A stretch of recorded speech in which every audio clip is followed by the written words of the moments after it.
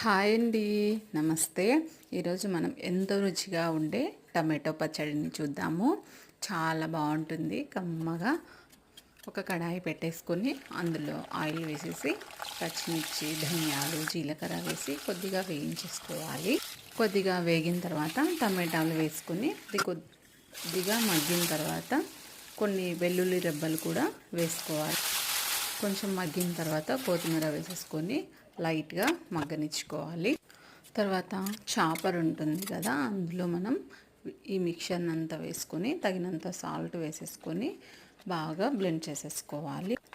ఇందులో వేసుకోవడం ద్వారా కచ్చాపచ్చాగా చాలా రుచిగా ఉంటుంది. ఇందులో మనం పోపు పెట్టేసుకున్నామంటే కూడా చాలా బాగుంటుంది. పోపు లేకుండా కూడా చాలా బాగుంటుంది, కమ్మగా, మనసుకు హాయిగా కూడా ఉంటుంది. ఎవరైనా కావాలంటే ట్రై చేయండి.